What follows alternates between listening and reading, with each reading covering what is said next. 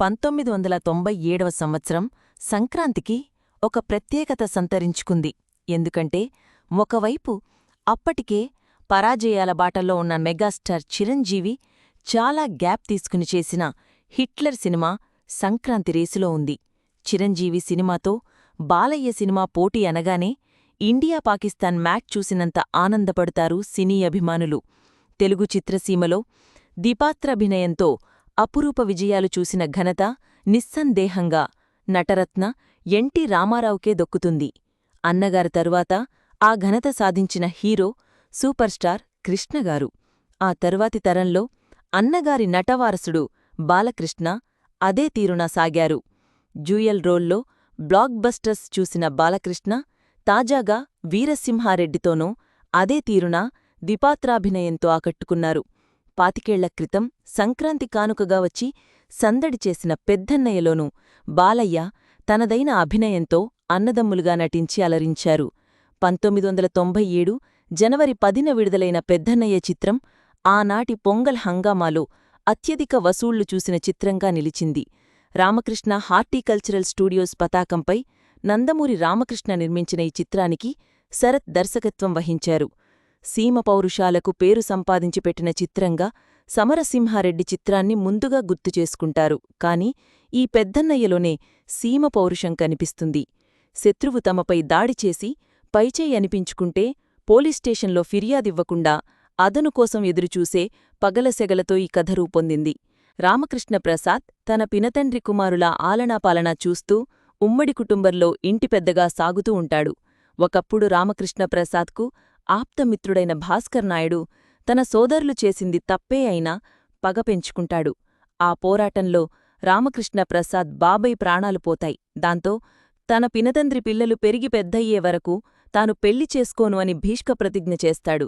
అతడే ప్రాణంగా భావించే మరదలు సీతామహాలక్ష్మి సైతం బావమాటలో శిరసా వహించి అతను ఎప్పుడంటే అప్పుడే పెళ్లి అని ఎదురుచూస్తూ ఉంటుంది. రామకృష్ణ తన బాబాయ్ తనయులైన సాయిప్రసాద్, దుర్గాప్రసాద్, భవానీప్రసాదులను చదివించి ప్రయోజకులను చేస్తాడు. భవానీప్రసాద్ అచ్చు రామకృష్ణ పోలికలతోనే ఉంటాడు. అతను కాలేజీ స్టూడెంట్.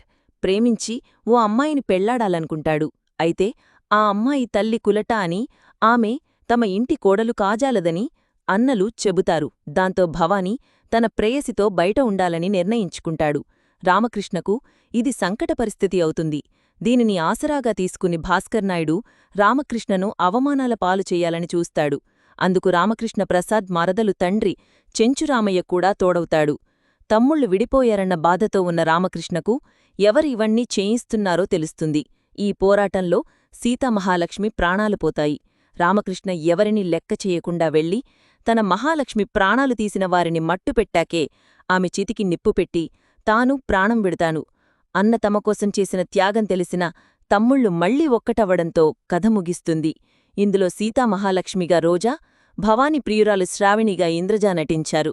మిగిలిన పాత్రల్లో కోట శ్రీనివాసరావు, చరణ్ రాజ్, ఎం బాలయ్య, అన్నపూర్ణ, బ్రహ్మానందం, అచ్యుత్, రాజ్కుమార్, హరి, సుధాకర్, చలపతిరావు, రాజా రవీంద్ర, లతాశ్రీ, ప్రసాద్బాబు, రజిత, కృష్ణవేణి, ఆలపాటి లక్ష్మి కనిపించారు. ఈ చిత్రానికి పరుచూరి బ్రదర్స్ రచన చేశారు. ఈ సినిమాకు కోటి సంగీతం సమకూర్చారు.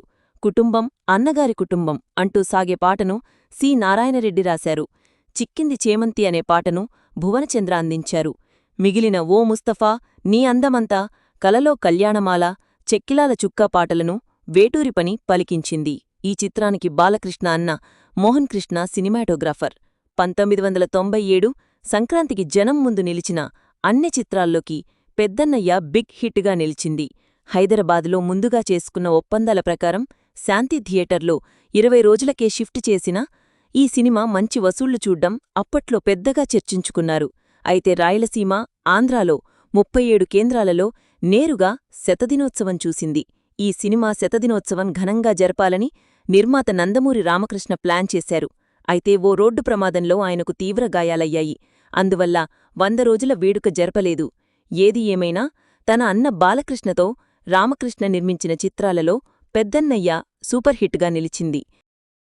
చిరంజీవి సినిమా వచ్చి సంవత్సరం అవుతుంది. సరే, అంతకు ముందు చేసిన సినిమాలు రిక్షావుడు, ఎస్పీ పరశురాం, బిగ్ బాస్ సినిమాలు ఇరగదీశాయా అంటే అది లేదు. తీవ్ర నిరాశలో ఉన్నారు అభిమానులు. ఇక చిరంజీవి గారి పని అయిపోయినట్టే అనే కామెంట్స్. అదే సమయంలో వచ్చింది హిట్లర్.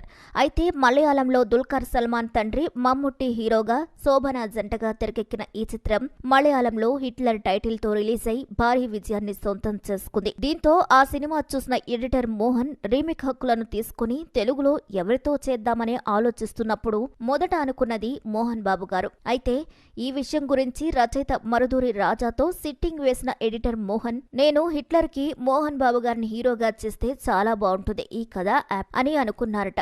అలాగే ఈ సినిమాకి డైరెక్టర్ గా ఈవీవి సత్యనారాయణ గారిని ఫిక్స్ అయ్యారు. కానీ మరుదూరి రాజా వెళ్లి ఈవీవి సత్యనారాయణ గారిని మోహన్ బాబుతో మలయాళంలో మమ్ముట్టి నటించిన హిట్లర్ రీమేక్ ప్లాన్ చేశాం, ఈ సినిమాకి నువ్వే దర్శకత్వం వహించాలి అని అడిగారట మరుదూరి రాజా. కానీ ఈవీవి సత్యనారాయణ గారు పెద్దగా ఆసక్తి చూపలేదు. ఇక ఆ సినిమాకి అక్కడితో కొన్ని రోజుల పాటు బ్రేక్ పడింది. కొద్ది రోజుల తర్వాత ఈ కథ మెగాస్టార్ చిరంజీవి గారి దగ్గరికి వెళ్ళింది. వరుస ప్లాపుల్లో ఉన్న చిరంజీవి గారు సరైన స్టోరీ కోసం వెతుకుతున్న టైంలో ఎడిటర్ మోహన్ మరుదూరి రాజా హిట్లర్ గురించి చెప్పారు. ఇంకేముంది, చిరుకి విపరీతంగా నచ్చేసింది. అప్పటికి ఫ్యామిలీ ఆడియన్స్ కి దగ్గర అవ్వాలి అనే ప్రయత్నంలో ఉన్నారు చిరంజీవి గారు. సరైన సమయానికి సరైన కథ దొరకడంతో ఓకే చెప్పేశారు. ఇక అప్పుడే పత్రికలలో ఒక వార్త వచ్చింది. దీంతో అభిమానులు మరింత నీరుగారిపోయారు. ముత్యాల సుబ్బయ్య దర్శకత్వంలో ఎడిటర్ మోహన్ నిర్మాణంలో 5 చెల్లెళ్లకు అన్నగా చిరంజీవి గారు సినిమా ఇది అని ఆ వార్తలోని సారాంశం. అసలే సెంటిమెంట్తో చంపేసే ముత్యాల సుబ్బయ్య దర్శకుడు, భారీగా బడ్జెట్ పెట్టలేని ఎడిటర్ మోహనేమో నిర్మాత. ఇది చాలదన్నట్లు ఒకరు కాదు, ఇద్దరు కాదు, ఏకంగా 5 చెల్లెళ్ల, పైగా Malayalam remake with negative title. ఈ సినిమా తాలూకు వార్తలు చదివినప్పుడు అభిమానుల్లో అంతా నిరాశే. ఇలాంటి కథ ఎంచుకొని చిరు తప్పు చేశాడా, మళ్లీ ఇంకో ఫ్లాప్ తప్పదా అనే టెన్షన్ ఇంకోవైపు. ఇన్ని అనుమానాల మధ్య టైటిల్ అనౌన్స్మెంట్ హిట్లర్. ఆ టైంలో అభిమానుల ఆయోమయం అంత ఇంత కాదనుకోండి. హిట్లర్, ఆ హిట్లర్ ఏంట్రా బాబు, ఈ టైటిల్తో అసలు సినిమాలో ఏముంటుందో. అభిమానుల్లో మరింత గందరగోళం. ఇక అప్పుడొచ్చాయండి పాటలు. అప్పట్లో ఇప్పట్లా యూట్యూబ్లో ముందుగా పాటలు వదలటాలు లేవు, ఆడియో క్యాసెట్లో వినాల్సిందే. మిగతా పాటలు ఎలా ఉన్నా వేటూరు సుందరరామూర్తి గారు రాసిన నడక కలిసిన నవరాత్రి సాంగ్ మాత్రం సినిమా రిలీజ్కు ముందే ఓ ఊపు ఆపేసి ఆ బీటుకు చిరంజీవి గారు ఎలా చేసుంటాడో అనే క్యూరియాసిటీని కలిగించింది. సినిమా రిలీజ్ టైంకు జేస్దాస్ గారు పడిన ఓ కాలమా ఇది నీ జాలమా అనే పాట కూడా జనాలు బాగా ఎక్కేసింది. ఇక్కడే మనం ఇంకో విషయం తెలుసుకోవాలి. అప్పట్లో జేస్దాస్ గారి పాట ఉంటే ఆ సినిమా గ్యారంటీగా హిట్టే అనే నమ్మకం ఉండేది. ఎందుకంటే సినిమాలో ఏదైనా బలమైన రీజన్ లేకపోతే ఆయనతో పాడించేవారు కాదు. దాన్ని బట్టే ఆడియన్స్కి కూడా అర్థమైపోయేది. ఒక రకంగా సంగీత దర్శకులు కోటి గారు చిరంజీవికి తగ్గ పాటలు కంపోజ్ చేయడంలో ప్రాణం పెట్టేశారనుకోవచ్చు. ఇక అభిమానుల ఎదురుచూపులకు ఫుల్ స్టాప్ పెడుతూ 1997 జనవరి 4వ తేదీన థియేటర్లోకొచ్చేశాడు హిట్లర్. మార్నింగ్ షో అయిపోయింది. ఇక సినిమా చూసిన వారందరూ ఇంట్రో మరీ చప్పగా ఉంది, ఇక సెంటిమెంట్ అయితే చాలా ఎక్కువైందంటున్నారు. తెలుగు సినిమాల్లో హీరో 4-5 సార్లు ఏడిస్తే ఇక ఆ సినిమా ఆడినట్టే. చిరంజీవి లేని పాటలు 2 పెడితే ఎవడు చూస్తాడు. సెకండ్ హాఫ్లో దాసరి పాత్ర డామినేట్ చేసింది. కామెడీ పెద్దగా లేదు, ఫైట్లు తక్కువే ఉన్నాయి. ఇలా నానా రకాలుగా ఏవేవో కామెంట్స్, ఫీడ్బ్యాక్లతో మొదలైన మొదటి రోజు 4 గంటలు అయ్యేసరికి హిట్ టాక్ వచ్చేసింది. హిట్లర్ మాధవరావుగా చిరంజీవి గారు ఎప్పుడూ లేనంత కొత్తగా ఉన్నాడు, కాస్త కోపంగా ఉన్నాడు. ఏదైనా తేడా కొట్టినా తన చెల్లెల వంక ఎవడైతే కన్నెత్తి చూసినా వాళ్ల బాడీని రఫ్ఫాడించేస్తాడు, ఏడిపిస్తున్నాడు.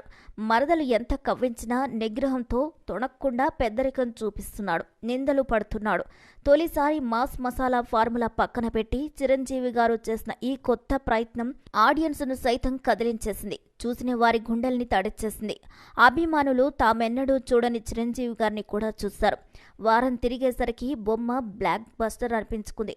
ఇక మిగిలిన పాత్రలో బుజ్జిగా రంభ, బాలుగా రాజేంద్ర ప్రసాద్ గారు, మాధవ తండ్రిగా దాసరి నారాయణరావు గారు, కాంతారావుగా సుధాకర్, మాధవరావు చెల్లెళ్లుగా అశ్విని, మోహిని, మీనాకుమారి, గాయత్రి, అప్పలకొండగా బ్రహ్మానందం అందరూ వారి వారి పాత్రలో ఒదిగిపోయారు.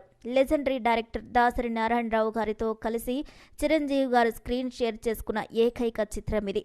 అలాగే విలక్షణ నటుడు ప్రకాష్ రాజ్ చిరంజీవితో కలిసి నటించిన తొలి చిత్రం ఇదే కావడం విశేషం.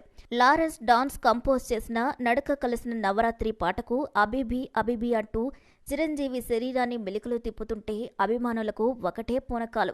ఒక్కరు కూడా తిన్నగా కుర్చీలో కూర్చోవడం లేదు. ఇప్పటిలాగా అప్పటిలో యూట్యూబ్ లేదు కదా, ఆ పాట మళ్లీ చూడాలంటే టికెట్ తెగాల్సిందే.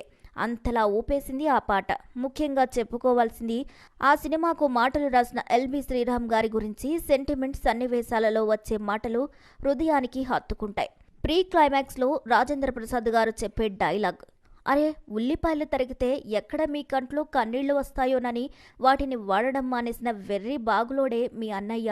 ఈ ఒక్క డైలాగ్ హాల్ మొత్తం దద్దరిల్లిపోయింది. టైటిల్ రోల్ను చిరంజీవి బ్రహ్మాండంగా చేశారు. సెంటిమెంట్ను బాగా పండించారు. దానికి కామెడీ జోడై మూవీ సూపర్ హిట్ అయింది. అలా 3 ఏళ్ల మెగాస్టార్ విజయాకాంక్షకు హిట్లర్ చెక్ పెట్టేసింది. 42 కేంద్రాల్లో శతదినోత్సవం పూర్తి చేసుకుంది.